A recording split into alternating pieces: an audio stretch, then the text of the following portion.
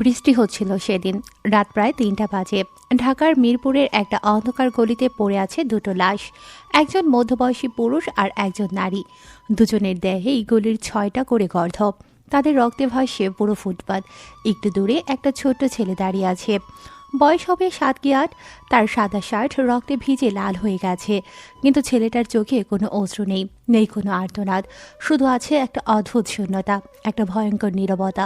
সোহেল নামের কালো স্যুট পরা একজন মধ্যবয়সী লোক ছেলেটার কাছে এসে বলে, তোর বাপ আমার সাথে বেইমানি করার সাহস করেছিল ছোকরা, তাই তোর বাপকে মেরে ফেললাম। আমার মুখোশ পরা মুখটা মনে রাখিস। লোকটা ছেলেটার চুল ধরে টান দিল। ছেলেটা কোনো প্রতিক্রিয়া দেখালো না। তোর নাম কি রে? রাজ। রাজ? ভালো নাম। রাজারা শক্তিশালী হয়, কিন্তু দুর্বল বাপের ছেলে কখনো রাজা হতে পারে না। মনে রাখিস, এই শহরে বেঁচে থাকতে গেলে হয় শক্তিশালী হতে হবে, না হয় মরতে হবে। তোর বাপ দুর্বল ছিল, তাই মরেছে। লোকটা ছেলেটার মুখে থুথু দিয়ে হনহন করে চলে গেল। তার সাথে আরো ৪জন লোকও চলে যায়। তাদের হাতে পিস্তল, মুখে নিষ্ঠুর প্রতিক্রিয়া ও তাচ্ছিল্যের হাসি। রাত সেখানেই দাঁড়িয়ে রইল। কতক্ষণ দাঁড়িয়ে ছিল জানে না। যখন সকাল হয় তখন পুলিশ আসে, তাকে তুলে নিয়ে গেল অনাথ আশ্রমে। কিন্তু সেই রাতে রাজ নামের ৭ বছরের ছেলেটা মরে গিয়েছিল। জন্ম নিয়েছিল এক দানবের। ১৫ বছর পর ঢাকার গুলশান এলাকা। রাত ১২টা বাজে। একটা ৫তলা বিল্ডিংয়ের ছাদে দাঁড়িয়ে আছে এক যুবক। ওর নাম রাজ। উচ্চতা ৬ ফুট ২ ইঞ্চি, চওড়া কাঁধ, শক্ত চোয়াল, গভীর কালো চোখ, যেন অন্ধকার সে নিজেই। লম্বা কালো কোট পরা, হাতে দামি সিগারেট জ্বলছে, কোমরে একটা গ্লোক ১৯ পিস্তল। বস, টার্গেট ভেতরে আছে, সাথে ৫ জন গার্ড। একজন ছিপছিপে যুবক এসে কথাটা বলল। রাজ একটা লম্বা টান দিল সিগারেটে, ধোঁয়া ছেড়ে আকাশের দিকে তাকিয়ে বলে, ৫ জন? অভি, তুই হতাশ করলি।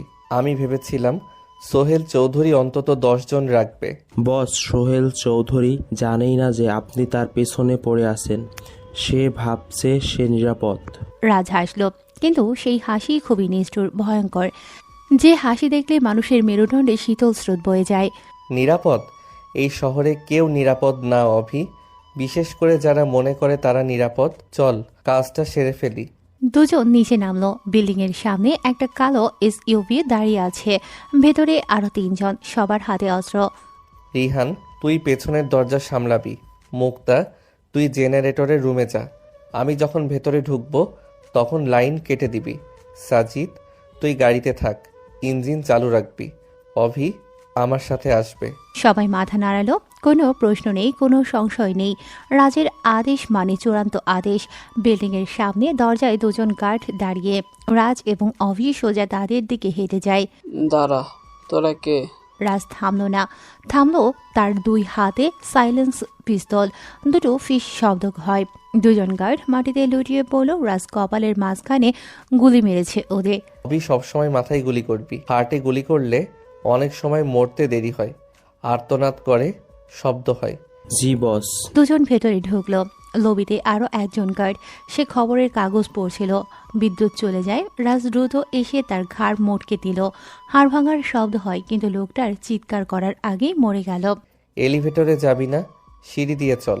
৩ তলায় উঠতে উঠতে আরো ২জন গার্ড এলো। অভি একজনকে সামলালো, রাজ অন্যজনকে নিঃশব্দে দক্ষতার সাথে। সোহেল চৌধুরীর অফিস ৩ তলার শেষ প্রান্তে। দরজার সামনে শেষ গার্ড দাঁড়িয়ে। সে কিছু বুঝে ওঠার আগে রাজের ছুরি তার গলায় ঢুকে যায়। রক্ত ছিটকে বেরোলো বাইরে, কিন্তু কোনো শব্দ হলো না। রাজ দরজায় হালকা টোকা দেয়। ভেতর থেকে সোহেল বলে, আসো।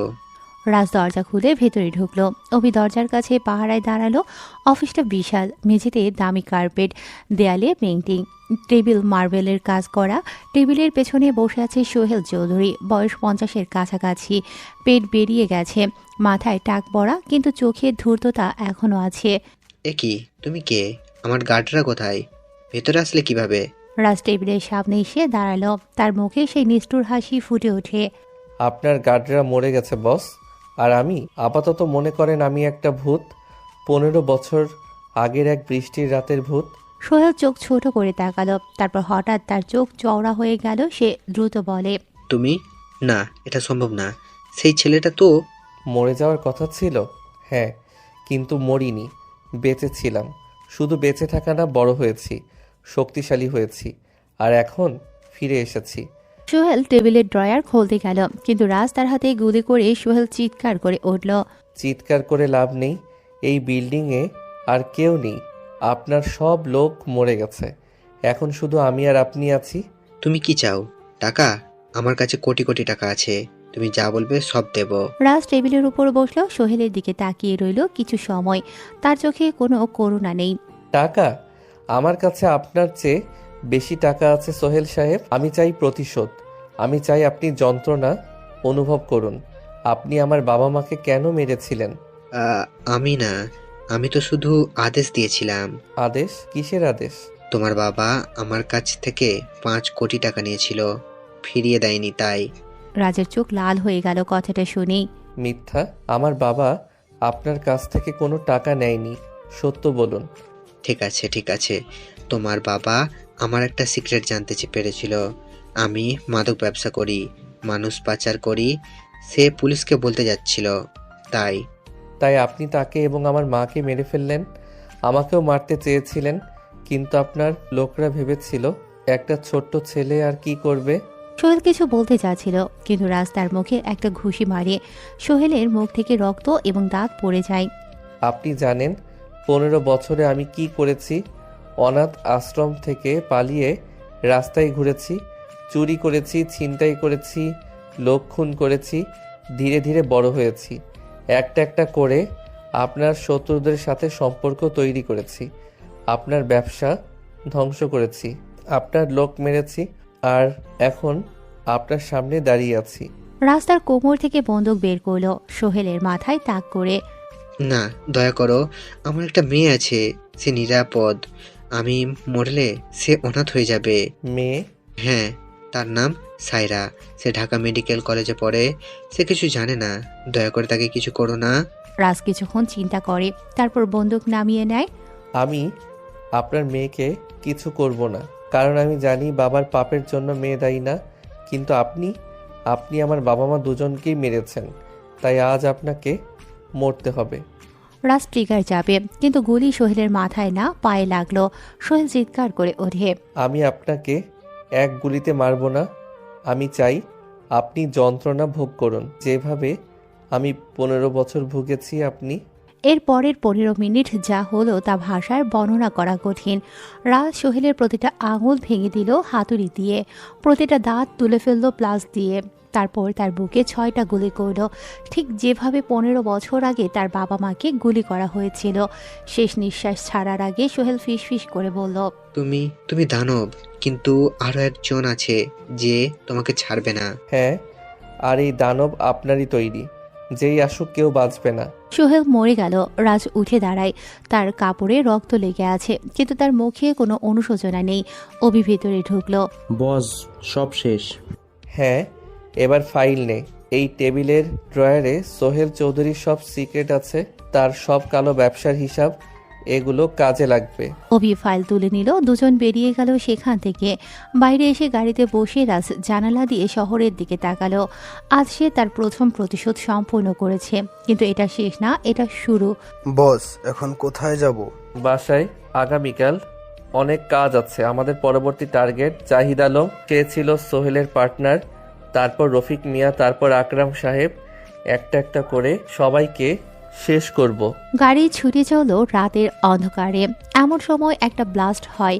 রাজেরা গাড়ি থেকে ছিটকে পড়ে। রাজের কিছু না হলেও রাজের একজন লোক মাসুমের অবস্থা খারাপ হয়। রাজ দাঁড়ানোর সাথে সাথে দুটো বাইক সেখান থেকে চলে যায়। সকাল 8টা বাজে।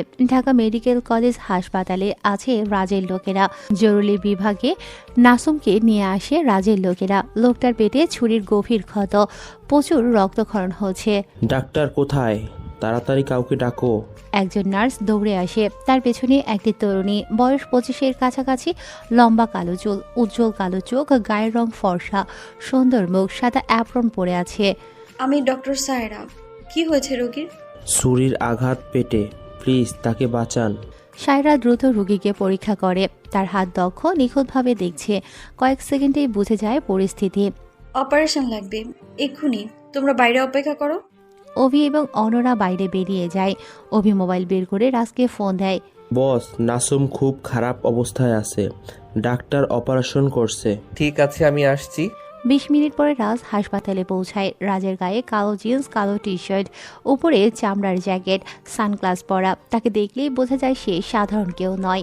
কোথায় নাসুম? ওটিতে বস, এখনো অপারেশন চলছে। ডাক্তার বলেছে 2 ঘন্টা লাগবে। রাজ মাথা নাড়ে, চেয়ারে বসে সিগারেট ধরায়। তখনই একজন বলে, এখানে ধূমপান নিষেধ। রাজ তার দিকে এমনভাবে তাকায় যে নার্স ভয় পেয়ে চলে যায়, কিন্তু সিগারেটটা নিভিয়ে দেয় সে। 2 ঘন্টা পর অপারেশন শেষ হয়। সায়রা বের হয়ে আসে। তার হাতে রক্ত লেগে আছে, অ্যাপ্রন ভিজে গেছে, কিন্তু মুখে হালকা হাসি নিয়ে বলে, অপারেশন সফল, রোগী বেঁচে যাবে, তবে তাকে কমপক্ষে 1 সপ্তাহ হসপিটালে রাখতে হবে। খুবই স্বস্তির নিঃশ্বাস ফেলে। কিন্তু রাজ সায়রার দিকে তাকিয়ে থাকে। বুকের বাঁ পাশে নাম প্লেট দেখে বুঝে যায় সায়রাকে। তার মনে পড়ে গতকাল সোহেল চৌধুরীর শেষ কথা, তার মেয়ের কথা। এই সায়রাই কি সেই মেয়ে? ডাক্তার, আপনার সাথে একটু কথা বলতে পারি একান্তে?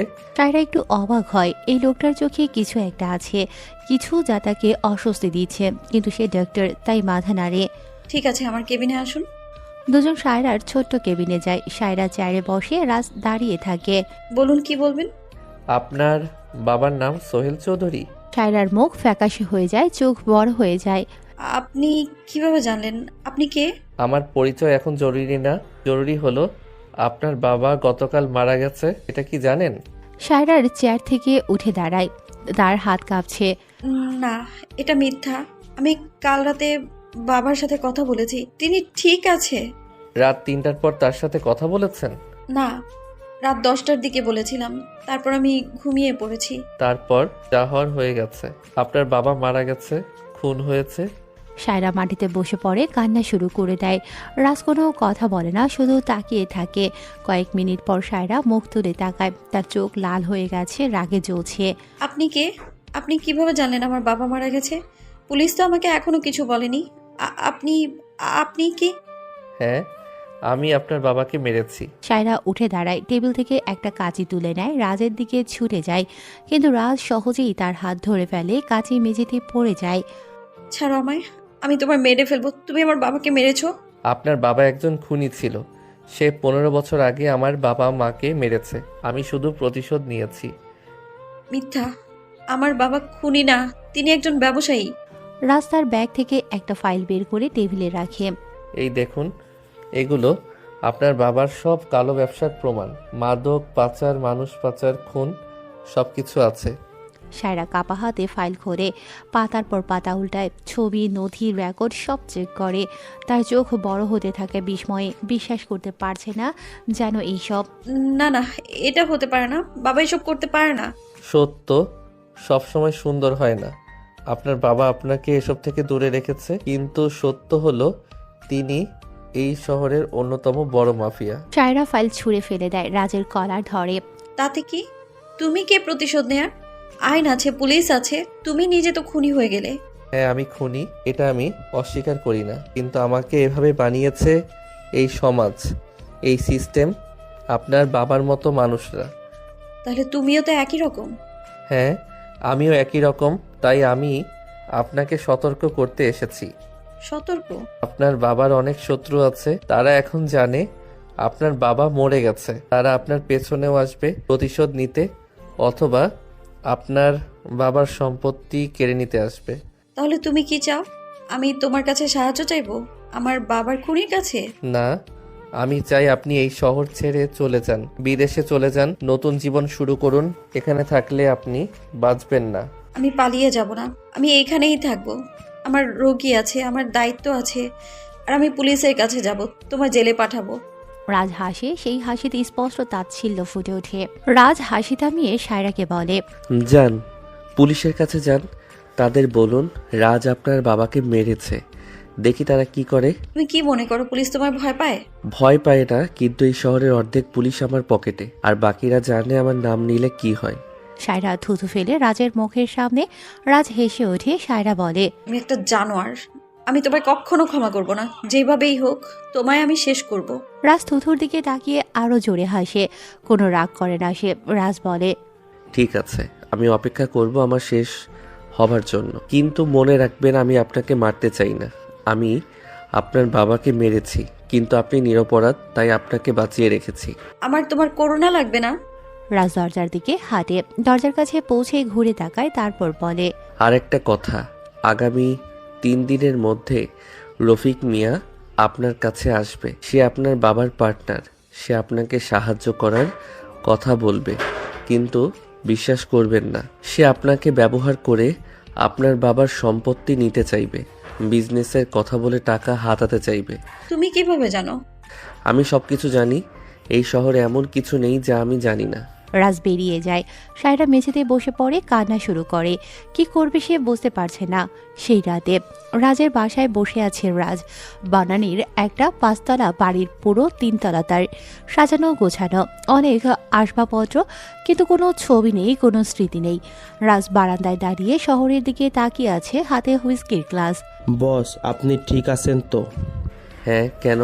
আজ সকালে আপনি সোহেল চৌধুরীর মেয়েকে সব বলে দিয়েছেন। এটা ঠিক হয়নি। সে পুলিশের কাছে যেতে পারে। যাক, তাতে কিছু হবে না।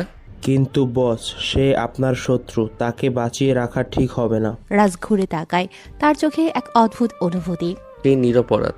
আমি শুধু খুনিদের মারি, নিরপরাধদের না। কিন্তু সে প্রতিশোধ নিতে পারে।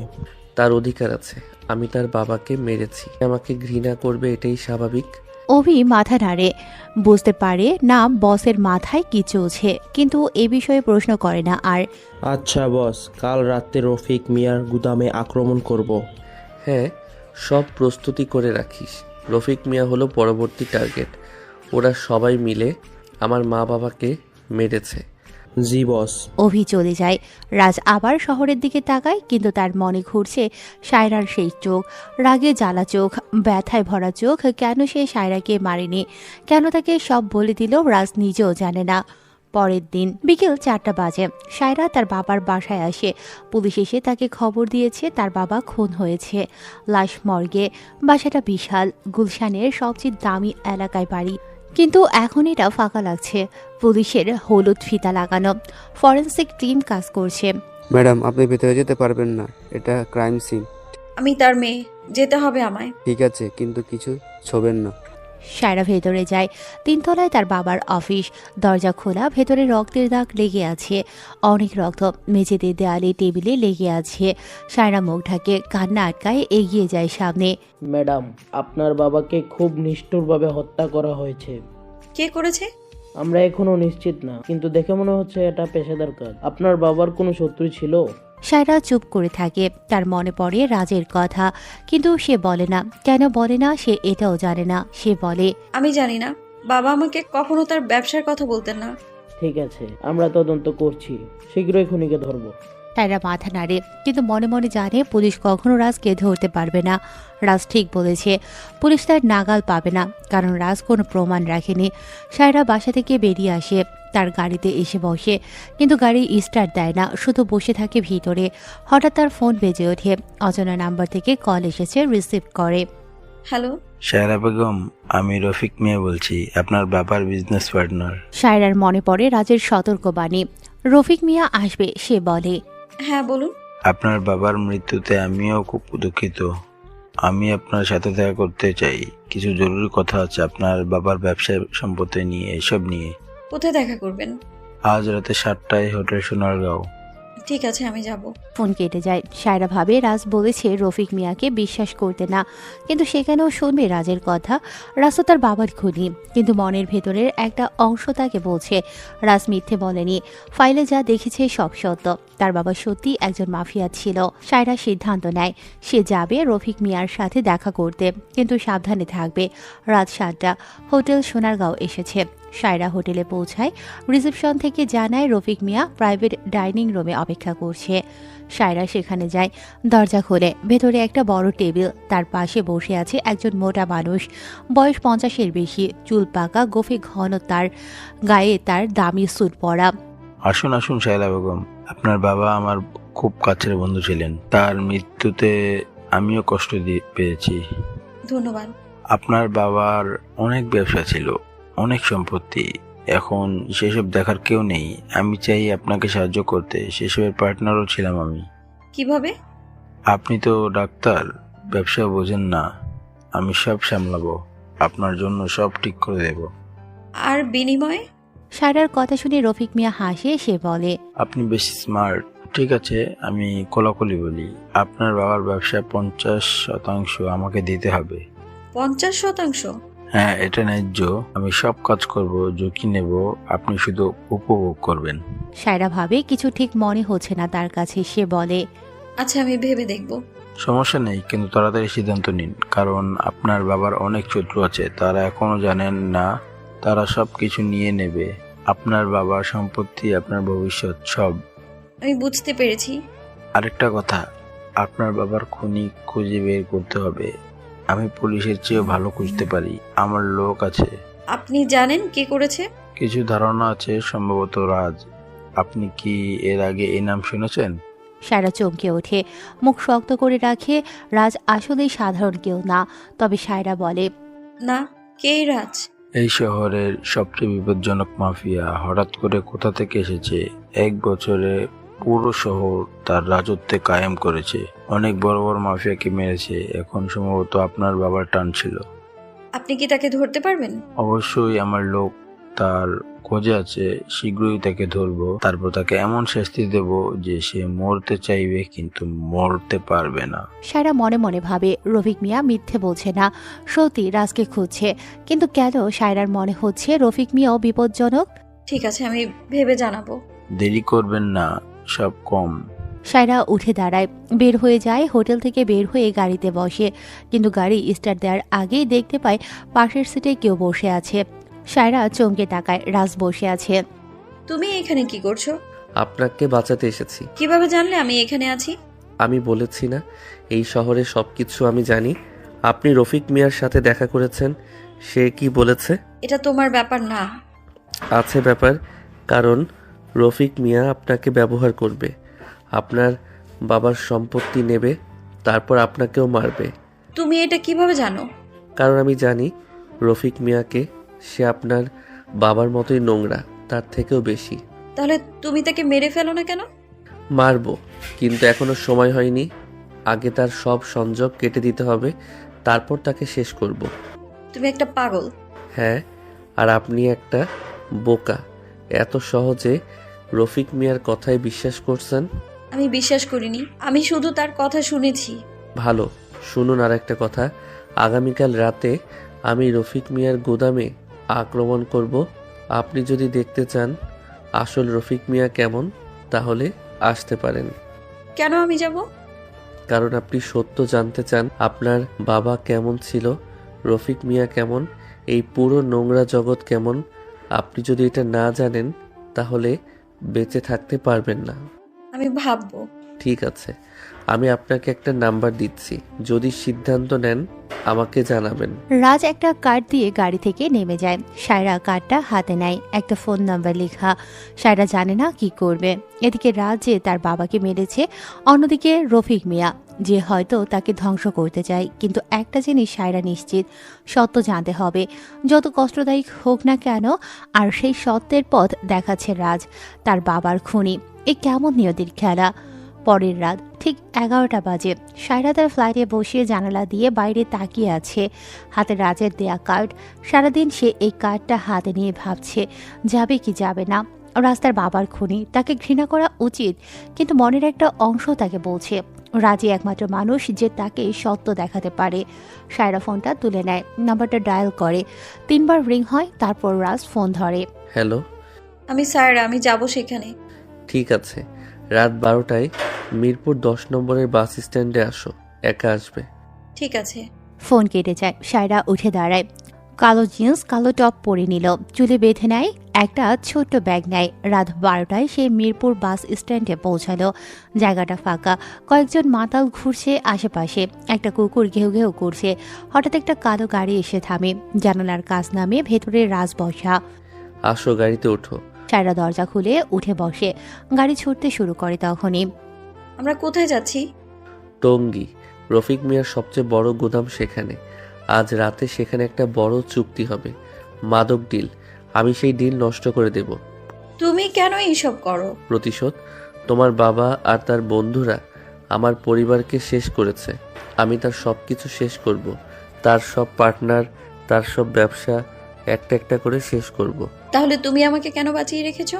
রাস্তার দিকে তাকায়, তার চোখে এক অদ্ভুত আবেগ দেখা যায়। কারণ তুমি আলাদা। তুমি এই নোংরা জগতের অংশ না। তুমি একজন ডাক্তার, তুমি মানুষ বাঁচাও। কিন্তু তুমি মানুষ মারো। হ্যাঁ, এবং তুমি দুই পৃথিবীর আলাদা মানুষ। গাড়ি চলতে থাকে। আধা ঘন্টা পর তারা টঙ্গীতে পৌঁছায়। একটা পুরনো এলাকা এটা, সরু রাস্তা। একটা বড় গুদামের সামনে গাড়ি থামে। এখানে অপেক্ষা করো, আমি যাচ্ছি। আমি তোমার সাথে যাব। না, বিপজ্জনক আছে। আমি ডক্টর, তোমাদের যদি কেউ আহত হয় আমি সাহায্য করতে পারবো। রাজ কিছুক্ষণ ভাবে, তারপর মাথা নাড়ে। ঠিক আছে, কিন্তু আমার পেছনে থাকবে। আমি যা বলবো তাই করবে। দুজন গাড়ি থেকে নামে। রাস্তার কোমর থেকে পিস্তল বের করে চেক করে, তারপর সাইলেন্সার লাগায়। চলো। তারা গুদামের পেছনের দিকে যায়। দেয়াল টপকে ভেতরে ঢোকে। গুদামটা বিশাল, ভেতরে অনেক কন্টেইনার। আলো কম আছে। দূরে কয়েকজন লোক দাঁড়িয়ে আছে, তাদের হাতে বন্দুক। মাঝখানে দুটো টেবিল, একটা টেবিলে টাকায় ভরা ব্যাগ, অন্যটায় সাদা গুঁড়ার ভরা প্যাকেট। দেখেছো, ওটা হেরোইন, 50 কেজির মতো। দাম প্রায় 10 কোটি টাকা। এত? হ্যাঁ, এবং এই হেরোইন রাস্তায় গেলে হাজার হাজার মানুষের জীবন শেষ হয়ে যাবে। তরুণরা নেশা করবে, মরবে, কত পরিবার ভেঙে যাবে। সায়রা তাকিয়ে থাকে, বুঝতে পারে এই ব্যবসা কতটা নোংরা। হঠাৎ একটা গাড়ি এসে থামে। ভেতর থেকে নামে রফিক মিয়া, তার সাথে আরো 5 জন গার্ড। রফিক মিয়া, আপনি নিজে এসেছেন? হ্যাঁ হ্যাঁ হ্যাঁ হ্যাঁ হ্যাঁ হ্যাঁ। হ্যাঁ, এত বড় ডিল নিজে না এলে হয়? টাকা আছে তো? আছে, পুরো 10 কোটি। ভালো, আমার মাল চেক করো। লোকটা প্যাকেট খুলে সাদা গুঁড়ো দেখে, একটু জিভে নিয়ে টেস্ট করে। Clean, excellent quality. তো ডিল ফাইনাল? হ্যাঁ। ঠিক তখনই রাজ এগিয়ে যায়, হাতে বন্দুক তাক করা। No no, deal cancel. সবাই ঘুরে তাকায়। রফিক মিয়ার চোখ বড় হয়ে যায়। তুমি? রাজ, তুই এখানে কিভাবে? হ্যাঁ, আমি শুনেছি তুমি আমাকে খুঁজছিলে, তাই তো আমি এসেছি। কে আছিস? মেরে ফেলোকে। তার গার্ডরা বন্দুক তোলে, কিন্তু রাজ আগেই গুলি করে। 1 জন 2 জন 3 জন পড়ে যায় সাথে সাথে। বাকিরা আড়ালে চলে যায়। শুরু হয় গোলাগুলি। রাজ একটা কন্টেনারের পেছনে আড়াল হয়। সায়রাকে টেনে নিয়ে যায় সাথে। মাথা নিচু রাখো। গুলির শব্দ হয়, চিৎকার হয়। রাজ একের পর এক গুলি করে যাচ্ছে। তার নিশানা নিখুঁত। যাকে তাক করে সে পড়ে যায়। 5 মিনিটের মধ্যে রফিক মিয়ার সব গার্ড মরে যায়। শুধু রফিক মিয়া আর সেই ড্রাগ ডিলার বেঁচে আছে। তারা টেবিলের পিছনে লুকিয়ে আছে। বেরিয়ে এসো, না হলে গ্রেনেড ছুড়বো। রফিক মিয়া হাঁটু গেড়ে বসে, হাত তুলে বেরিয়ে আসে সেই ড্রাগ ডিলারও। দয়া করো, আমাকে ছেড়ে দাও। রাস্তার কাছে যায়, বন্দুক মাথায় ঠেকায়। তুই সোহেল চৌধুরীর পার্টনার ছিলি। তুমিও আমার বাবা মাকে মেরেছো, কিন্তু তুমি এখনো বেঁচে আছো। সেটা হবে না, তোমাকেও মরতে হবে। না, আমি কিছু জানতাম না। সোহেল আমাকে কিছু বলেনি। আমরা জাস্ট আমাদের কাজ করছিলাম। মিথ্যা, আমার কাছে সব তথ্য আছে। তুমি সেই রাতে সোহেলের সাথে ছিলে। রফিক মিয়া চুপ করে যায়, বুঝতে পারে আর মিথ্যে বলে লাভ নেই। ঠিক আছে, হ্যাঁ আমিও ছিলাম, কিন্তু এটা আমার পরিকল্পনা ছিল না, সোহেল করেছিল। তাই? তাহলে শোনো, আমি তোমাকে এখনই মারবো না। আগে তুমি ভোগ করবে যন্ত্রণা, ঠিক যেমন আমি ভোগেছি। রাজ রফিক মিয়ার পায়ে গুলি করে। রফিক মিয়া চিৎকার করে মেঝেতে পড়ে যায়। আমার পা। এটা তো শুরু, তোমার আরো অনেক কিছু হারাতে হবে। রাজ সেই ড্রাগ ডিলারের দিকে তাকায়। তুমি কে? আমি করিম, মিয়ানমার থেকে এসেছি। বাংলাদেশি হয়ে সেখানে বিজনেস করি। এখানে নাগরিকত্ব আছে। মিয়ানমার? তুমি এই মাদক আনছো? হ্যাঁ। কতদিন ধরে? 5 বছর। কথাটা বলার সাথে সাথে রাস্তার মাথায় সরাসরি গুলি করে। করিম সেখানেই মরে যায়। সায়রা চিৎকার করে ওঠে। এত কাছ থেকে কখনো কাউকে মরতে দেখেনি সে। কেন তাকে মারলে? কারণ সে 5 বছর ধরে এই দেশে বিষ আনছে। এই মাদক কত মানুষের জীবন শেষ করেছে জানো? কিন্তু তুমি তো মেরেছো, তুমিও তো খুনি। হ্যাঁ, আমি খুনি, কিন্তু আমি শুধু খুনিদের মারি। এরা সবাই নোংরা মানুষ। রাজ রফিক মিয়ার কাছে যায়, তার কলার ধরে টান দিয়ে ফেলে দেয়। তোমার আরো 3টা গোদাম আছে, তাই না? হ্যাঁ হ্যাঁ হ্যাঁ হ্যাঁ। সবগুলোর ঠিকানা দাও। না, আমি দিতে পারবো না। রাজ তার হাতে গুলি করে। রফিক মিয়া আর্তনাদ করে। ঠিকানা দে।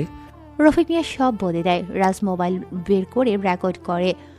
ভালো, এবার শোন, তুই এই শহর ছেড়ে চলে যা কাল সকালের মধ্যে, না হলে পরের বার তোর মাথায় গুলি করব। কিন্তু আমার ব্যবসা। তোর সব ব্যবসা এখন আমার, তোর সব সম্পত্তি, সব লোক আমি সব নিয়ে নিচ্ছি। রফিক মিয়া মাথা নাড়ে, কান্না করতে থাকে। রাজ ঘুরে তাকায়, তার লোকেরা এসে পড়েছে।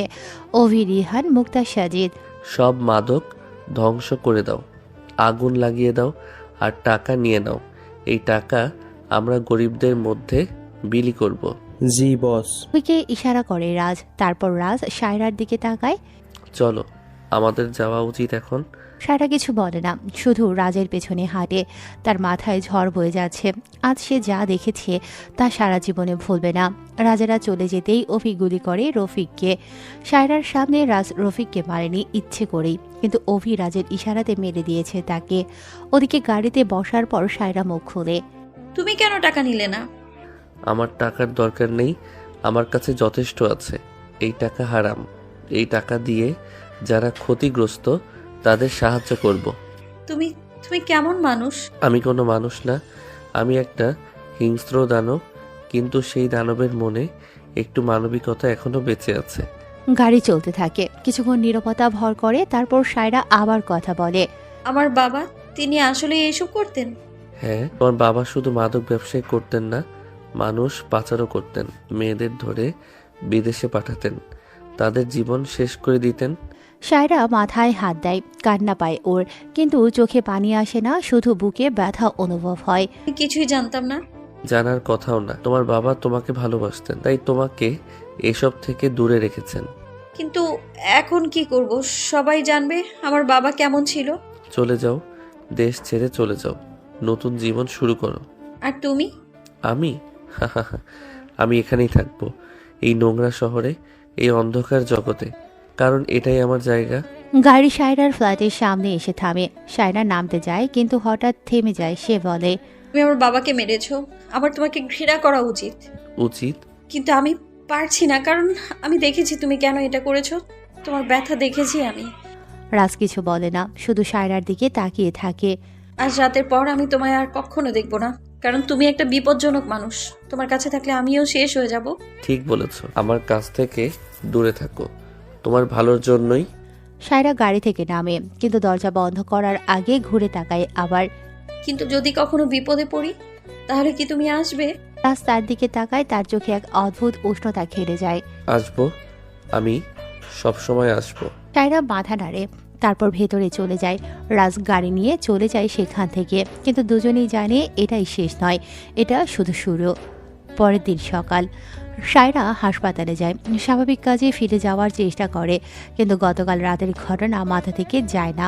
দুপুরে তার কেবিনে একজন পুলিশ অফিসার আসে। ডাক্তার সায়রা বেগম, হ্যাঁ, আমি ইন্সপেক্টর হামিদ। আপনার বাবার হত্যাকাণ্ড নিয়ে তদন্ত করছি, কিছু প্রশ্ন করতে চাই। বলুন। আপনি কি জানেন আপনার বাবার কোনো শত্রু ছিল? না, আমি বাবার ব্যবসা সম্পর্কে কিছুই জানি না। গতকাল রাতে রফিক মিয়ার গুদামে একটা আক্রমণ হয়েছে, অনেক লোক মারা গেছে। রফিক মিয়াকে খুঁজে পাচ্ছি না, তবে তার এক কাছের লোক বলেছে রাজ নামে একজন মাফিয়া এটা করেছে। আপনি এই নাম শুনেছেন? সায়রার স্পন্দন বেড়ে যায়, কিন্তু মুখ স্থির রাখে। না, এই নাম শুনিনি আমি। ইন্সপেক্টর তার দিকে সন্দেহের চোখে তাকায়। ঠিক আছে, যদি কিছু মনে পড়ে আমাকে জানাবেন। ইন্সপেক্টর চলে যায়। সায়রা স্বস্তির নিঃশ্বাস ফেলে, কিন্তু বুঝতে পারে পুলিশ রাজকে খুঁজছে। শীঘ্রই তারা তাকে ধরতে চেষ্টা করবে। সন্ধ্যায় যখন সে বাসায় ফিরে, দেখে দরজার সামনে সেই চিঠি পড়ে আছে।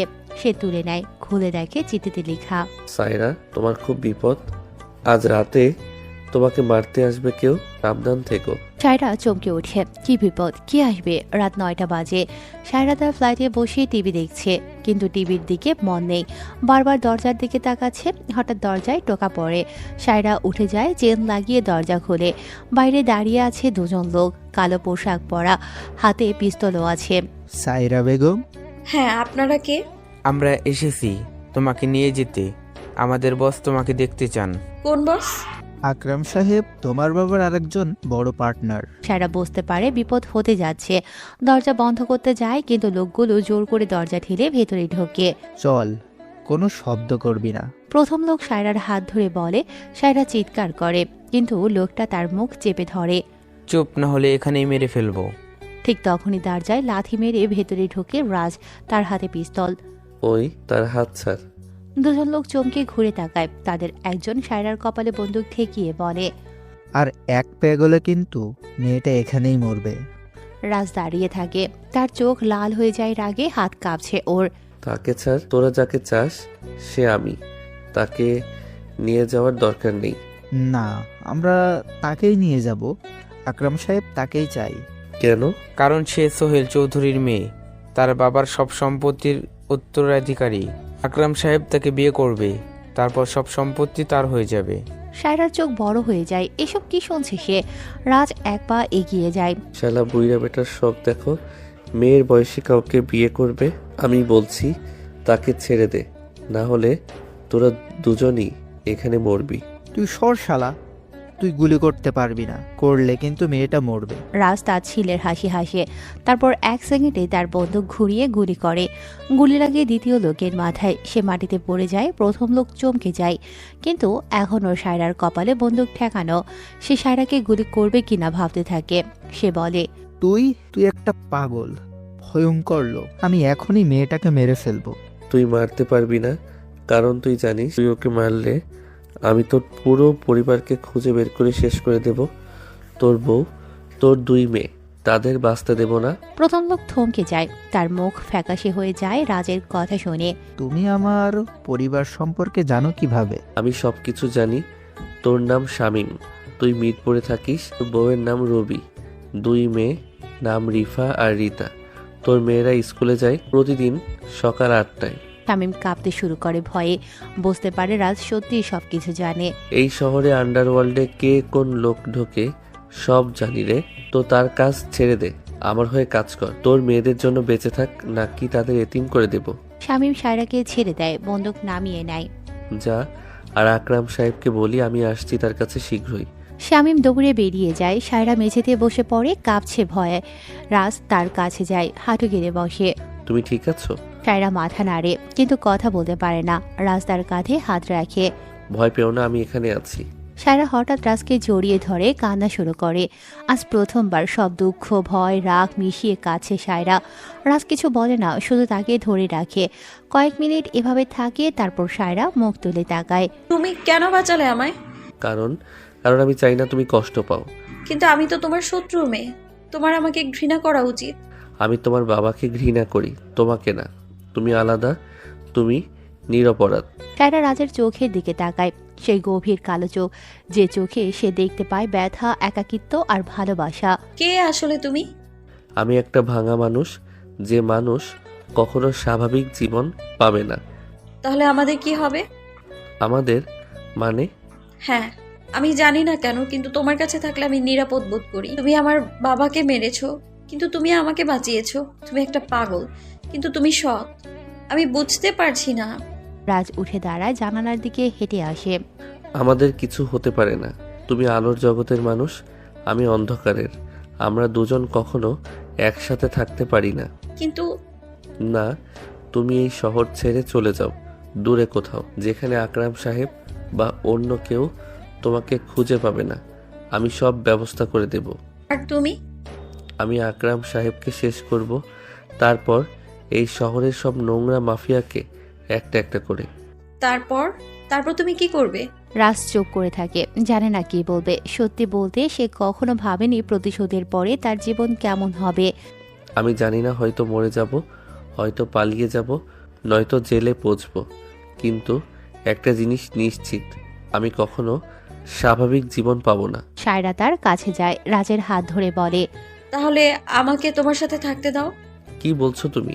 আমি বলছি আমাকে তোমার সাথে থাকতে দাও যতদিন পারি।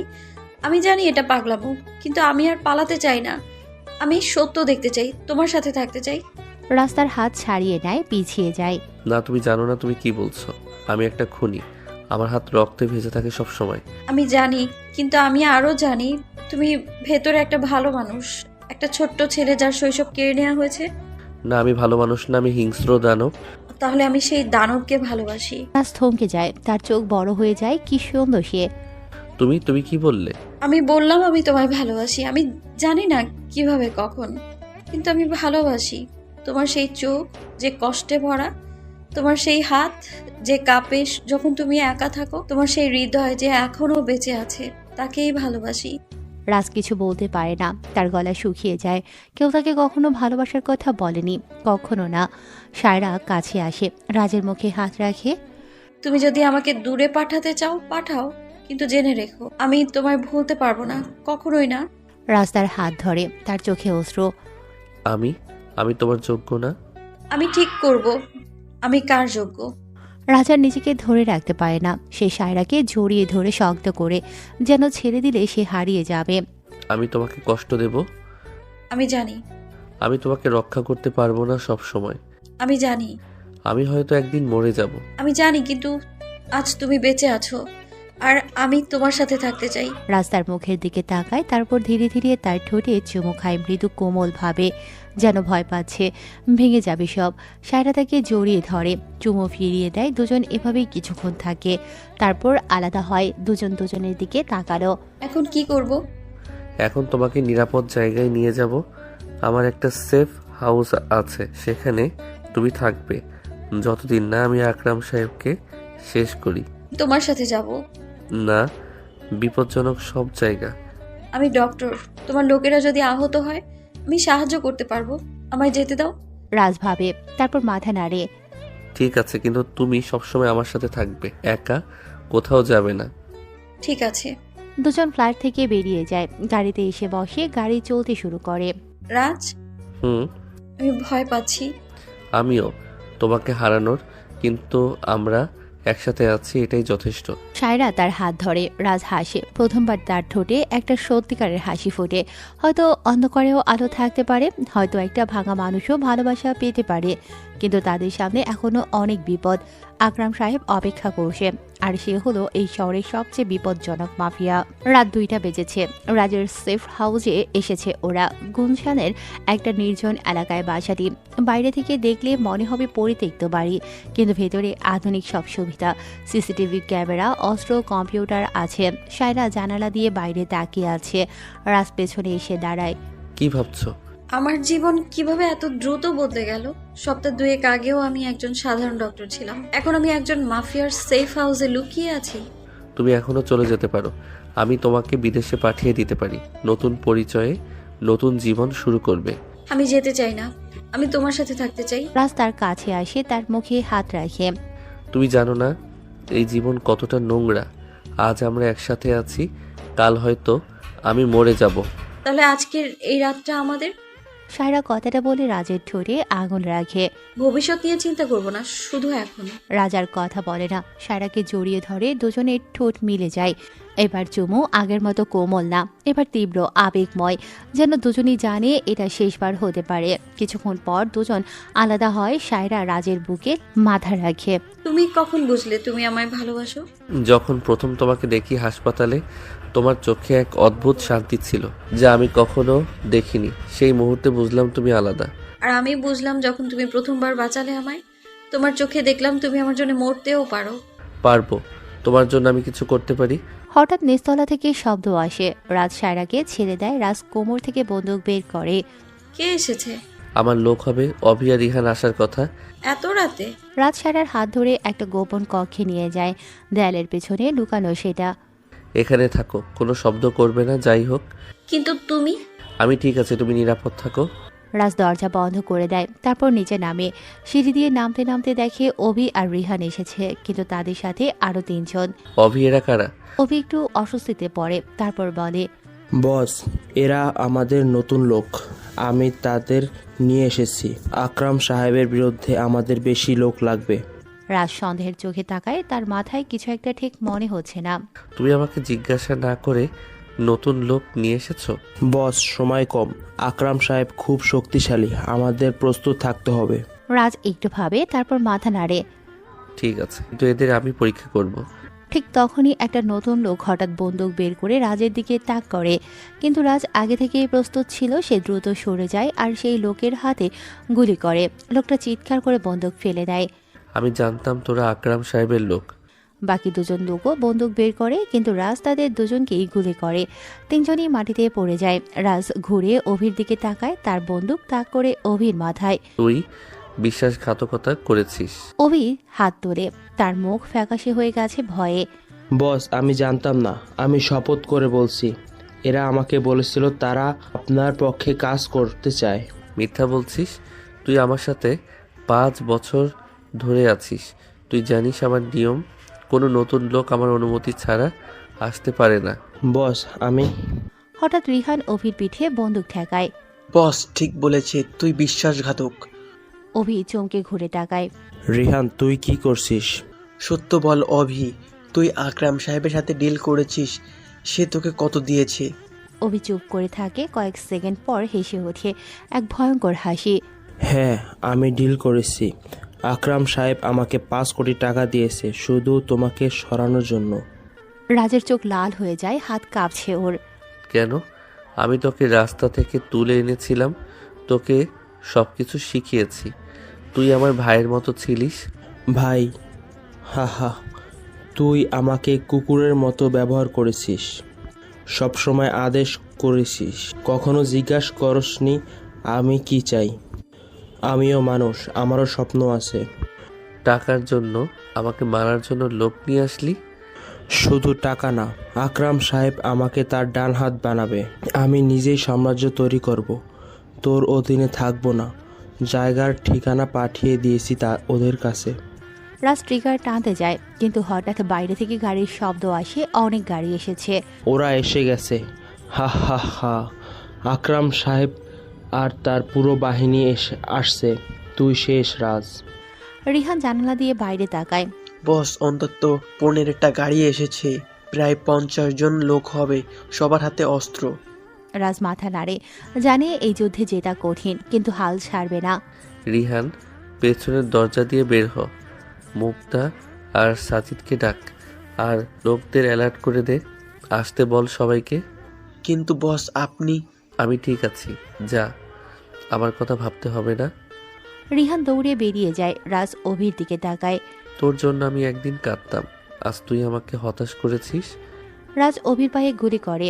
অভি মাটিতে পড়ে যায়, চিৎকার করে ওঠে। মরবি না, কিন্তু তোর বিশ্বাসঘাতকতার শাস্তি পাবি।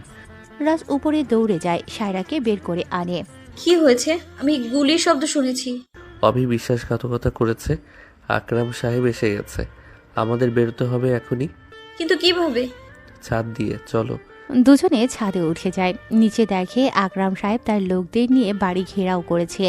আকরাম সাহেব একজন মোটা মানুষ, বয়স 60-এর কাছাকাছি, কিন্তু তার চোখে এক ভয়ঙ্কর নিষ্ঠুরতা সবসময় লেগে থাকে। তার হাতে একটা সোনার পিস্তল, যেটা দিয়ে সে মানুষ মারে। আকরাম সাহেব চিৎকার করে, রাজ, বের হয়ে আয়। তুই ভেবেছিলে আমার সাম্রাজ্যে আঘাত করবে? তোর মতো ছোকরা অনেক দেখেছেন, তোর মতো অনেকেই আমি শেষ করে দিয়েছেন। রাজ কোনো জবাব দেয় না। সায়রার হাত ধরে পাশের বাড়ির ছাদে লাফ দেয়। দুজনে মিলে দৌড়াতে থাকে। পেছন থেকে গুলি আসতে শুরু করে। রাজ সায়রাকে ঢাল দিয়ে রক্ষা করে। একটা গুলি রাজের কাঁধে এসে লাগে, সে টলে পড়ে যায়। রাজ, তুমি আহত? আমি ঠিক আছি, দৌড়াও।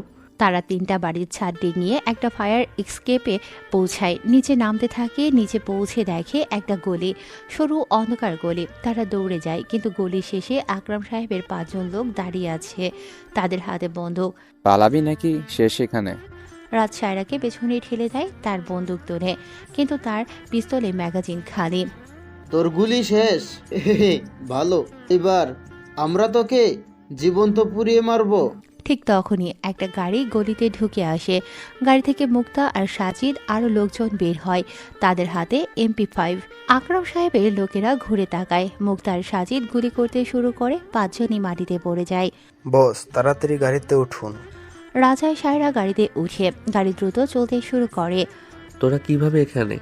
রিহান কোথায়? সে মেইন আস্তানার কাছে গেছে। আমি বলছি পুলিশ ডাকতে, কিন্তু বস, পুলিশও আকরাম সাহেবের পকেটে, তারা আসবে না। রাজ মাথা নাড়ে, জানে এখন তাকে একাই লড়তে হবে। আমার কাঁধ থেকে গুলি বের করতে হবে। সায়রা তার কাঁধ দেখে, রক্ত ঝরছে। এখনই অপারেশন করতে হবে, নইলে সংক্রমণ হবে। কোথায়? আমার একটা প্রাইভেট ক্লিনিক আছে মিরপুরে, সেখানে যাও। গাড়ি মিরপুরের দিকে যায়। 1 ঘন্টা পর সায়রার ক্লিনিকে চলে আসে ওরা। সায়রা রাজের কাঁধ থেকে গুলি বের করছে। রাজ কোনো শব্দ করছে না, শুধু দাঁত চেপে ব্যথা সহ্য করছে। হয়ে গেছে, এবার সেলাই করব। সায়রা সেলাই শেষ করে ব্যান্ডেজ করে দেয়। তুমি ভাগ্যবান, গুলি হাড়ে লাগেনি। ধন্যবাদ। সায়রা তার সামনে বসে রাজের হাত ধরে। এখন কি করবে? আকরাম সাহেবকে শেষ করতে হবে, কিন্তু তার আগে অফিস সাথে হিসাব মিটিয়ে নিতে হবে। অভি তো আহত, সে হসপিটালে গেছে নিশ্চয়ই। না, সে আকরাম সাহেবের কাছে গেছে রিওয়ার্ড নিতে। রাজ উঠে দাঁড়ায়, জ্যাকেট পরে, ম্যাগাজিন সেট করে বন্দুক কোমরে গুজে নেয়। আমাকে যেতে হবে। আমি তোমার সাথে যাব। না, এবার খুব বড় বিপদ। আমি পরোয়া করি না, তুমি যেখানে যাবে আমি যাব। রাস্তার চোখের দিকে তাকায়, জানে সায়রাকে বোঝানো যাবে না। ঠিক আছে, কিন্তু আমার কথা শুনবে। শুনবো। তারা বাইরে বের হয়। মুক্তা আর সাজিদ অপেক্ষা করছিল। পারফেক্ট, আজ রাতে আমি সব শেষ করব। কিন্তু বস, সেখানে নিরাপত্তা খুব কড়া। আমি জানি, তাই আমি একটা প্ল্যান করেছি। রাজ তার ফোন বের করে একটা নাম্বার ডায়াল করে। হ্যালো ইন্সপেক্টর হামিদ, আমি রাজ। তোমার এত সাহস, আমাকে ফোন করছো? শোনো, আমি জানি তুমি আকরাম সাহেবের পকেটে, কিন্তু আমার কাছে তোমার সব দুর্নীতির প্রমাণ আছে, অডিও, ভিডিও, ব্যাংক স্টেটমেন্ট সব। ফোনের ওপাশে নীরবতা বহন করে, তারপর বলে, তুমি কি চাও? আজ রাতে 10টায় আকরাম সাহেবের হেডকোয়ার্টার রেড করো। আমি তোমাকে সব প্রমাণ দিয়ে দিব। তুমি হিরো হবে, প্রমোশন পাবে। আর তুমি? আমি আমার কাজ করব। ঠিক আছে, কিন্তু যদি তুমি আমাকে ধোকা দাও? দেব না, শুধু রাত 10টায় এসো। ফোন কেটে যায়। রাজ সবার দিকে তাকায়, তারপর বলে, আমরা 9টায় ঢুকবো, পুলিশ 10টায় আসবে, 1 ঘন্টার সময় যথেষ্ট। বস, আপনার কাঁধে গুলি লেগেছে, আপনি পারবেন? পারবো। আজ রাতে আমার প্রতিশোধ সম্পূর্ণ হবে। আকরাম সাহেব শেষ, অভিশেষ, সবাই শেষ হবে। রাজের চোখে এক ভয়ঙ্কর আগুন জ্বলছে। সায়রা তার হাত ধরে। সাবধানে থেকো। থাকবো, তুমি এখানে থাকো। এই যুদ্ধে আমি তোমাকে নিয়ে যেতে পারবো না। কিন্তু প্লিজ আমার জন্য অপেক্ষা করো, আমি ফিরে আসবো। রাজ সায়রার কপালে চুমু খায়। সায়রা চোখের পানি মুছে মাথা নাড়ে, বলে, ফিরে এসো আমার কাছে। আসবো, প্রমিস। রাজ, মুক্তা আর সাজিদ গাড়িতে উঠে চলে যায়। সায়রা জানালা দিয়ে তাকিয়ে থাকে, মনে মনে প্রার্থনা করে, কিন্তু সায়রা জানে না আজ রাতে যা হতে যাচ্ছে তা তার জীবন চিরতরে বদলে দেবে। আর রাজ হয়তো আর কখনো আগের মতো হবে না। আকরাম সাহেবের হেডকোয়ার্টারে এক মহাযুদ্ধ হতে যাচ্ছে। রক্তের নদী বইবে, আর সেই রক্তের মাঝে লুকিয়ে আছে এক ভয়ঙ্কর সত্য। রাত ঠিক 9টা। ধানমন্ডির একটা 5তলা বিল্ডিং। বাইরে থেকে দেখলে মনে হবে একটা সাধারণ অফিস বিল্ডিং, কিন্তু এটা আকরাম সাহেবের সাম্রাজ্যের কেন্দ্র। এখানে থেকেই সে পুরো ঢাকার অর্ধেক মাফিয়া ব্যবসা নিয়ন্ত্রণ করে। রাজ, মুক্তা আর সাজিদ বিল্ডিংয়ের পেছনের গলিতে দাঁড়িয়ে আছে। তাদের সাথে রিহানও এসেছে। বস, ভেতরে অন্তত 30 জন গার্ড আছে, প্রত্যেকের হাতে অটোমেটিক রাইফেল। রাজ একটা ব্যাগ থেকে কিছু জিনিস বের করে, স্মোক গ্রেনেড, ফ্ল্যাশ ব্যাং এবং C4 বিস্ফোরক। আমরা সামনে দিয়ে ঢুকবো না, জেনারেটর রুম দিয়ে ঢুকবো। সাজি, তুই জেনারেটর রুমে C4 লাগাবি। কারেন্টের সংযোগ সহ সব যখন লাইট যাবে আমরা ভেতরে ঢুকবো। কিন্তু বস, জেনারেটর রুমে যেতে হলে বেসমেন্ট দিয়ে যেতে হবে, সেখানেও গার্ড আছে। আমি আর রিহান আগে যাব, গার্ডদের সামলাবো, তারপর তোরা আসবি। বস, আপনার কাঁধে গুলি লেগেছে, আপনি পারবেন তো? পারবো, আজ আমাকে পারতেই হবে। 4 জন বিল্ডিংয়ের পেছনের দিকে যায়। বেসমেন্টের দরজার সামনে 2 জন গার্ড পাহারা দিচ্ছে, সিগারেট খাচ্ছে। রাজ ইশারা করে। রিহান একদিক থেকে, রাজ অন্যদিক থেকে এগিয়ে যায়, নিঃশব্দে আগায়। 2 জন গার্ডই বুঝতে পারে না। রাজ একজনের মুখ চেপে ধরে ঘাড় মটকে দেয়। রিহান অন্যজনকে ছুরি দিয়ে আঘাত করে। 2জনই মাটিতে লুটিয়ে পড়ে। চলো। 4 জন বেসমেন্টে ঢোকে। অন্ধকার ঘর, শুধু জেনারেটরের গুগু শব্দ হচ্ছে। আরও 2 জন গার্ড, তারা ফোনে কথা বলছে। মুক্তা সাইলেন্স পিস্তল নিয়ে দিয়ে 2 জনকেই গুলি করে। মাথায় গুলি করে, ওদের কোনো শব্দ হয় না। জেনারেটর ওই দিকে। সাজিদ C4 বিস্ফোরক জেনারেটরে লাগায়। টাইমার সেট করে, 5 মিনিট পর সব ফাটবে। হয়ে গেছে, 5 মিনিট পর লাইট যাবে, তারপর বিস্ফোরণ হবে। পারফেক্ট, এখন আমরা 2য় তলায় যাব, সিঁড়ি দিয়ে। 4 জন সিঁড়ি দিয়ে উপরে উঠতে শুরু করে। 1ম তলায় পৌঁছে দেখে একটা বড় হল। সেখানে প্রায় 15 জন গার্ড, তারা তাস খেলছে, চা খাচ্ছে। এদের সামলাতে হবে, স্মোক গ্রেনেড আর ফ্ল্যাশ ব্যাং ব্যবহার কর। রিহান স্মোক গ্রেনেড ছুড়ে দেয়, হলে ধোঁয়া ছড়িয়ে যায়। মুক্তা ফ্ল্যাশব্যাক ছুড়ে দেয়, ঝলকানি শুরু হয়। গার্ডরা অন্ধ হয়ে যায়, চিৎকার করে ওঠে। রাজ আর তার টিম ধোঁয়ার মধ্যে ঢুকে যায়। একের পর এক গার্ড মারতে থাকে, কেউ গুলি করে, কেউ ছুরি দিয়ে আঘাত করে। 10 সেকেন্ডের মধ্যে সব গার্ড মারা যায়। চলো, সময় কম। তারা দ্বিতীয় তলায় ওঠে, সেখানে আরো বেশি গার্ড, কিন্তু ঠিক তখনই লাইট চলে যায়, পুরো বিল্ডিং অন্ধকার হয়ে যায়। এখন রাস্তার নাইট ভিশন চশমা পরে, তার টিমও পরে। তারা দেখতে পাচ্ছে কিন্তু গার্ডরা পারছে না। শুরু হয় গোলাগুলি, অন্ধকারে চিৎকার, আর্তনাদ ছড়িয়ে পড়ে, রক্তের গন্ধ মিশে যাচ্ছে। রাজ যেন এক দানব, যাকে সামনে পাচ্ছে তাকে শেষ করে দিচ্ছে। কোনো দয়া নেই, কোনো থামাথামে নেই। 5 মিনিট পর বেসমেন্টে বিস্ফোরণ হয়, পুরো বিল্ডিং কেঁপে ওঠে, আগুন ছড়িয়ে পড়ে। বস, আগুন, বিল্ডিং পুড়ছে। আমাদের 3 তলায় যেতে হবে। আকরাম সাহেব সেখানে, তাড়াতাড়ি। 4 জন দৌড়ে 3 তলায় যায়। সেখানে একটা বড় কনফারেন্স রুম, দরজার সামনে 5 জন গার্ড, তারা বন্দুক তাক করে আছে। তারা এক পা এগোলে গুলি করব। রাজ থামে না, সোজা হাঁটতে থাকে।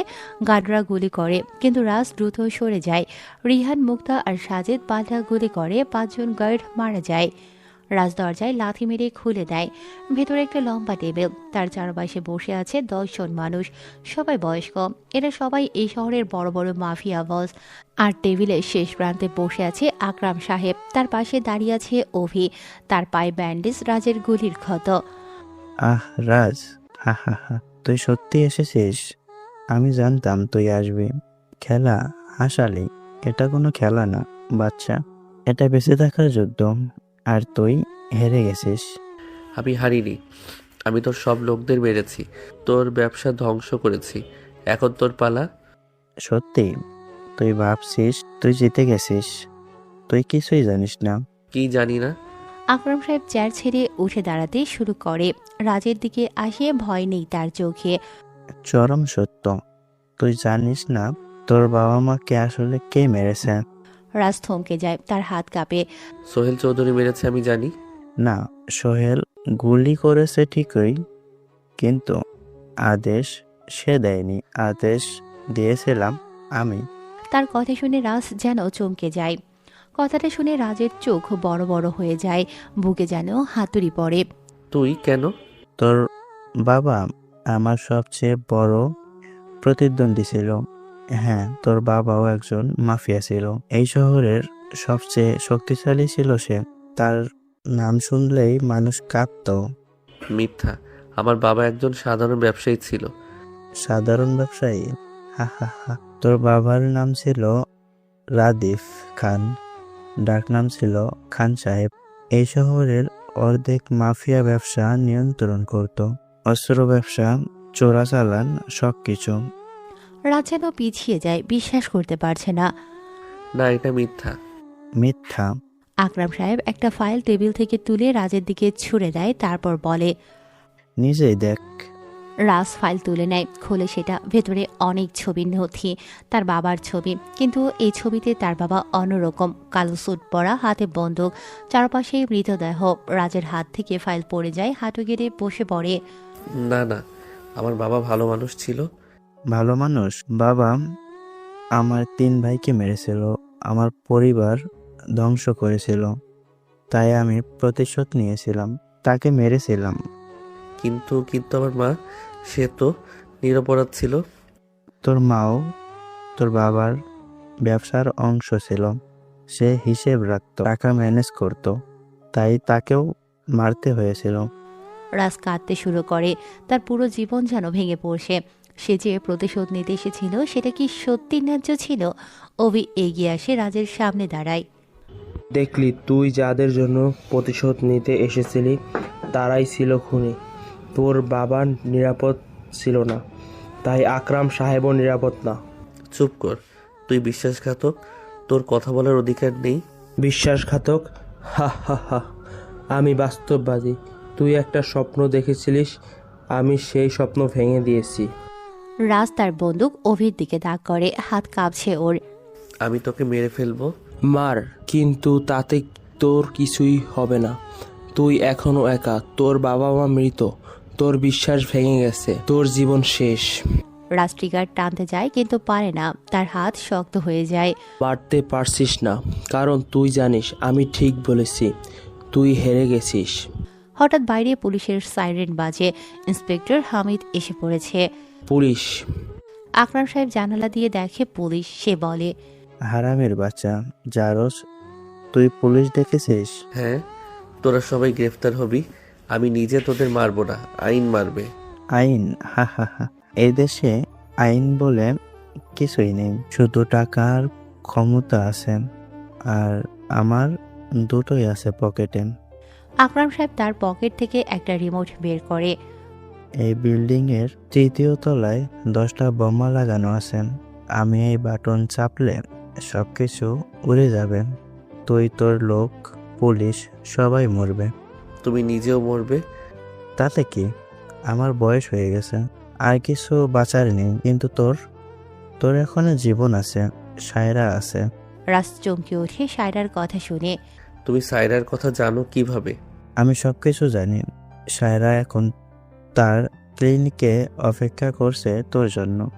সে তোকে ভালোবাসে, তুইও তাকে ভালোবাসিস, তাই আমি তোকে একটা ডিল দিচ্ছি, তুই আমাকে এখান থেকে পালিয়ে যেতে দে, আমি এই বাটন চাপবো না, তোর লোক বাঁচবে, পুলিশ বাঁচবে, তুই সায়রার কাছে ফিরে যেতে পারবি। আর যদি না দেই? তাহলে আমি এই বাটন চাপবো, সবাই মরবে, তোর প্রতিশোধ অসম্পূর্ণ থেকে যাবে। রাজ দ্বিধায় পড়ে। একদিকে প্রতিশোধ, অন্যদিকে তার লোকেদের জীবন, আর সায়রাও আছে। রাজ কিছুক্ষণ ভাবে, তারপর বন্দুক নামিয়ে নেয়। যাও, তুমি জিতেছ। আকরাম সাহেব হাসে, অভিকে নিয়ে দরজার দিকে হাঁটে, কিন্তু ঠিক দরজার কাছে পৌঁছেই ঘুরে তাকায়।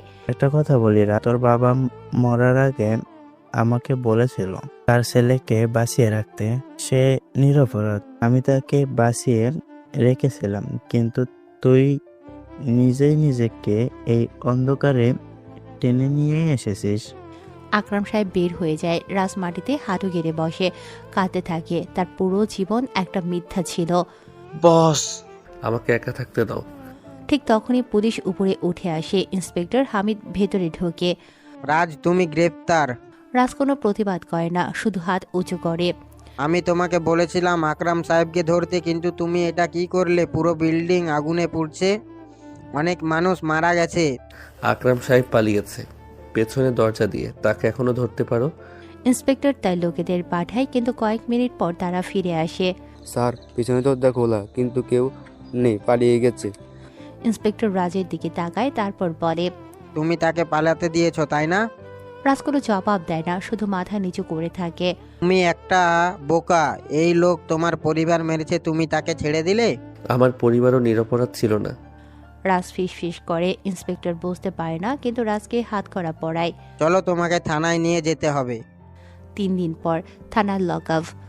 রাজ মাটিতে বসে আছে, চোখ দুটো লাল। 3 দিন ঘুমোয়নি সে, খায়নি, শুধু ভাবছে। হঠাৎ একজন পুলিশ এসে দরজা খোলে। তোমার সাথে দেখা করতে কেউ এসেছে। রাজ উঠে বাইরে যায়, দেখে সায়রা দাঁড়িয়ে আছে, তার চোখ লাল, কাঁদছে সায়রা। সায়রা কিছু বলে না, শুধু রাজকে জড়িয়ে ধরে কাঁদতে থাকে। আমি ভয় পেয়েছিলাম, তুমি মরে গেছো, 3 দিন কোনো খবর পাইনি। আমি ঠিক আছি। না, তুমি ঠিক নেই, আমি সবটা শুনেছি। তোমার বাবার কথা, আকরাম সাহেবের কথা, তুমি ভেঙে পড়েছো। আমার জীবনটা একটা মিথ্যা ছিল। আমি যে প্রতিশোধ নিতে চেয়েছিলাম সেটা কি ন্যায্য ছিল? আমি জানি না, কিন্তু আমি জানি তুমি একটা ভালো মানুষ। তুমি যা করেছো সেটা তোমার অতীতের জন্য, কিন্তু এখন তোমার ভবিষ্যৎ তৈরি করার সময়। কি ভবিষ্যৎ? আমি একজন খুনি, আমার হাতে অনেকের রক্ত ঝরেছে, আমি জেলেই আছি। না, আমি একজন উকিল নিয়োগ দিয়েছি। সে বলেছে তুমি যেসব মানুষকে মেরেছো তারা সবাই অপরাধী। তুমি সেলফ ডিফেন্স ক্লেম করতে পারবে, হয়তো জেল হবে, কিন্তু খুব বেশি না। কিন্তু সায়রা, তুমি কেন এসব করছো? আমি তোমার বাবাকে মেরেছি। আমি জানি, কিন্তু আমি তোমাকে ভালোবাসি, আর আমি জানি তুমি আমায় ভালোবাসো, এটাই যথেষ্ট। রাস্তার হাত ধরে সায়রা কেঁদে ফেলে। আমি তোমার যোগ্য না। আমি ঠিক করবো আমি কার যোগ্য। তুমি শুধু আমার সাথে থাকার প্রতিশ্রুতি দাও। রাস্তার চোখের দিকে তাকায়। অনেকদিন পর তার ঠোঁটে একটা হালকা হাসি ফুটে ওঠে। আমি প্রতিশ্রুতি দিচ্ছি। সায়রা তাকে আবার জড়িয়ে ধরে। দুজন এভাবে কিছুক্ষণ থাকে। হঠাৎ পুলিশ এসে বলে, সময় শেষ, তাকে ভিতরে যেতে হবে। আমি প্রতিদিন আসবো, তুমি একা না। রাজ মাথা নাড়ে। পুলিশ তাকে ভেতরে নিয়ে যায়। 6 মাস পর আদালতে রাজের বিচার চলছে।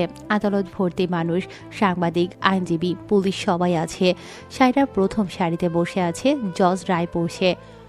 আসামি রাজ, তুমি একাধিক হত্যার দায়ে অভিযুক্ত, কিন্তু আদালত দেখেছে যে তুমি যাদের হত্যা করেছো তারা সবাই সংগঠিত অপরাধের সাথে জড়িত ছিল। তুমি নিজেও একজন ভিকটিম। তোমার পরিবারকে হত্যা করা হয়েছিল, তাই আদালত তোমাকে 8 বছরের কারাদণ্ড দিচ্ছে। ভালো আচরণের জন্য এটা 5 বছরের কমানো যেতে পারে। হাতুড়ি পড়ে। রায় চূড়ান্ত হয়। রাজ সায়রার দিকে তাকায়। সায়রা হাসে, চোখে অশ্রু ঝরে ওর। রাজও হাসে। পুলিশ রাজকে নিয়ে যায়, কিন্তু রাজ জানে এবার সে একা না। সায়রা তার জন্য অপেক্ষা করবে। 5 বছর পর রাজ বেরিয়ে আসে। তার চুল একটু লম্বা হয়ে গেছে, দাড়িও ঘন, কিন্তু চোখে এক নতুন শান্তি। গেটের সামনে সায়রা দাঁড়িয়ে আছে। 5 বছর অপেক্ষা করেছে, একবারও রাজকে ছেড়ে যায়নি। রাজ বেরিয়ে আসে। সায়রা দৌড়ে তার কাছে যায়, জড়িয়ে ধরে। তুমি ফিরে এসেছো? আমি প্রতিশ্রুতি দিয়েছিলাম। এখন কি করবে? এখন আমি একটা সাধারণ জীবনযাপন করব, তোমার সাথে। কোনো প্রতিশোধ না, কোনো রক্ত না, শুধু শান্তি। তুমি পারবে? পারবো। তোমার জন্য আমি কিছু করতে পারি। দুজন হাত ধরে গাড়িতে ওঠে। গাড়ি চলতে শুরু করে। রাজ, একটা কথা বলিনি তোমায়। কি? আমাদের একটা বাচ্চা আছে। রাজ চমকে তাকায়। তার চোখ বড় হয়ে যায়। কি? কখন? আমরা শেষবার যখন একসাথে ছিলাম, তোমার গ্রেফতারের আগের রাতে। আমি জানতাম, কিন্তু তোমায় বলিনি, তুমি আরো চিন্তিত হতে। রাজ গাড়ি থামায়। সায়রাকে জড়িয়ে ধরে, কাঁদতে শুরু করে। আমি বাবা হয়েছি। হ্যাঁ, আমাদের একটা সন্তান আছে। 3 বছর পর একটা ছোট বাড়ি, সমুদ্রের ধারে, সূর্য উঠছে। রাজ বারান্দায় বসে চা খাচ্ছে। তার পাশে একটা ছেলে খেলছে। ছেলেটার নাম রিয়ান। সায়রা ভেতর থেকে বের হয়ে আসে। তার হাতে নাস্তা। চা শেষ করো, নাস্তা করতে হবে। আসছি। রিয়ান রাজের কাছে আসে। বাবা, আজ সমুদ্রে যাব। যাব। আজ তোকে সাঁতার শেখাবো। রিয়ান খুশিতে চিৎকার করে। রাজ তাকিয়ে থাকে সমুদ্রের দিকে।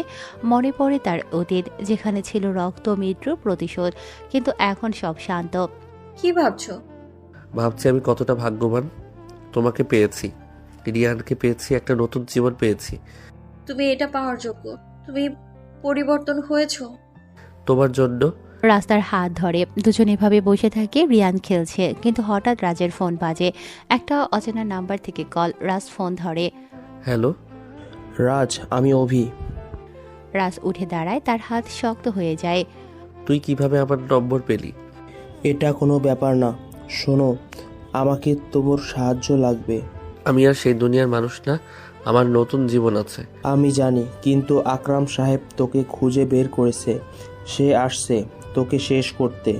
রাজের মুখ শক্ত হয়ে যায়। সায়রা ভয় পেয়ে যায়। কি হয়েছে? কিছু না, শুধু অতীত ফিরে এসেছে। অভি, আকরাম সাহেব কোথায়?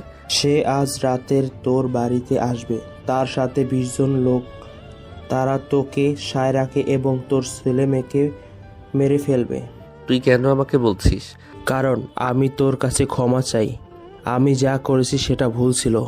তুই আমার ভাই ছিলি। রাজ কিছু সময় চুপ করে থাকে। আমি আসছি তোকে সাহায্য করতে। তোর গ্যাং এখন আমি চালাই। আমরা সবাই আসছি, 1 ঘন্টার মধ্যে পৌঁছাবো। ফোন কেটে যায়। রাজ সায়রার দিকে তাকায়।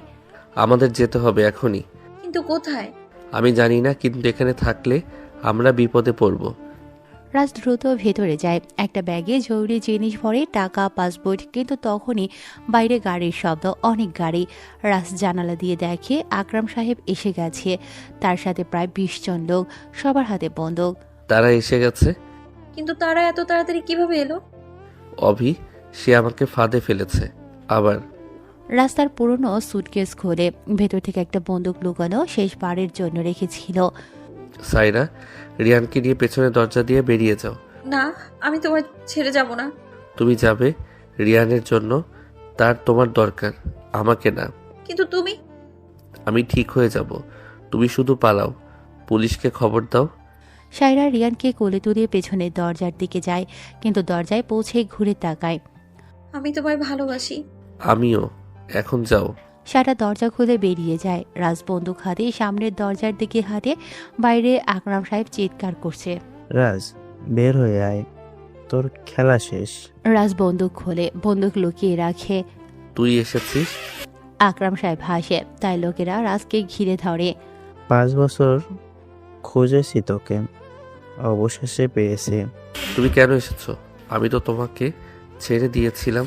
ছেড়ে দিয়েছিলি? তুই আমার ব্যবসা ধ্বংস করেছিস, আমার লোক মেরেছিস। তুই ভাবলি আমি ভুলে যাব? আমার নতুন জীবন আছে, একটা পরিবার আছে, আমাকে ছেড়ে দাও। পরিবার? তোর বাবাও একবার আমার কাছে একই কথা বলেছিল, তাকেও ছেড়ে দেইনি, তোকেও দেব না। আকরাম সাহেব তার লোকেদের ইশারা করে। তারা বন্দুক তুলে রাজের দিকে তাক করে। রাজ জানে এবার শেষ, কিন্তু হাল ছাড়বে না, শেষ মুহূর্ত পর্যন্ত লড়বে। ঠিক তখনই একটা গাড়ি দ্রুত এসে লোকগুলোর মধ্যে ঢুকে যায়। কয়েকজন উড়ে যায়। গাড়ি থেকে নামে অভি, সাজিদ, মুক্তা আরো কয়েকজন। ওদের সবার হাতে দুটো বন্দুক। রাজ, অভি রাজের দিকে একটা বন্দুক ছুড়ে দেয়। রাজ ধরে নেয়। সবাই মিলে গুলি করতে শুরু করে। আকরাম সাহেবের লোকেরা পাল্টা গুলি করে। শুরু হয় মারামারি। একটা সময় আকরাম একা হয়ে পড়ে। রাজ এগিয়ে আসে তার দিকে। আকরাম বাড়ির উপরে হামাগুড়ি দিয়েছে। তোকে ছেড়ে দিয়েছিলাম এই জন্য তুই আমার বাবার সাথে আমাকে মারিসনি, কিন্তু তুই আবার যখন ফিরে এসেছিস তোকে এবার আর মাপ নয় সোজা উপরে পাঠাবো। রাজ, ভুল হয়ে গেছে, আমাকে মাফ করে দে। মাফ? একটা কথা শুনে রাখ, শত্রুকে কখনো বাঁচিয়ে রাখতে নেই। রাজার কথা বাড়ায় না। সে তার পিস্তল দিয়ে আকরামের বুকে 3টে গুলি করে। তারপর মাথাটা বালির ভেতরে চেপে দিয়ে তাকে মেরে ফেলে। অভি আসে রাজের পাশে। ভাই মাফ করে দাও আমাকে। গ্যাং, আজ থেকে তোর সময় হলে আমি ফিরবো। যেই আসুক তাকে কখনো বাঁচিয়ে রাখবি না। গোপন এই শহর, এই দেশ, এবার আমরা রাজ করব। তোরা তোদের মতো থাক, আমি আমার মতো সামলে নেব সব। রাজের কথায় ওরা হাসে। সবাই গাড়িতে করে চলে যায়। আর রাজ এগিয়ে যায় সায়রাদের দিকে। 2 বছর পর একটি ছোট্ট গ্রাম কানাডায়। তুষার পড়ছে। একটি কাঠের বাড়ি, উঠোনে রিয়ান খেলছে। রিয়ানের সাথে আরেকটি 3 বছরের মেয়েও আছে। রাজ ও সায়রার দ্বিতীয় সন্তান। রাজ বারান্দায় দাঁড়িয়ে তাদের দেখছে। তার মুখে হাসি, চুল এখন একটু পেকে গেছে, কিন্তু চোখে শান্তি। সায়রা পেছন থেকে এসে তার কাঁধে হাত রাখে। কি ভাবছো? ভাবছি আমি কত দূর এসেছি। এক সময় আমি ছিলাম এক অন্ধকারের রাজা, আজ আমি একজন সাধারণ মানুষ, একজন বাবা, একজন স্বামী। তুমি খুশি? খুব খুশি। তোমার জন্যই আজ আমি এখানে, তুমি আমাকে বাঁচিয়েছো। আমরা একে অপরকে বাঁচিয়েছি। রিয়ান আর রিয়া দৌড়ে আসে। বাবা দেখো, আমি একটা স্নোম্যান বানিয়েছি। দেখছি, খুব সুন্দর। বাবা, তুমি আমাকে তোমার অতীতের গল্প কবে বলবে? রাজ একটু চুপ করে থাকে, তারপর হাসে। যখন তুমি বড় হবে তখন বলবো, কিন্তু মনে রাখবে অতীত অতীত, গুরুত্বপূর্ণ হলো বর্তমান। ঠিক আছে বাবা। দুজনে আবার খেলতে চলে যায়। রাজ আর সায়রা হাত ধরে দাঁড়িয়ে আছে। তুষার পড়ছে। রাজ জানে তার অতীত কখনো সম্পূর্ণ মুছে যাবে না। সে যা করেছে তার দায় সারা জীবন বহন করতে হবে। কিন্তু সে আর সেই মানুষ না, সে পরিবর্তন হয়েছে। প্রতিশোধ তাকে দানব বানিয়েছিল, কিন্তু ভালোবাসা তাকে মানুষ করেছে।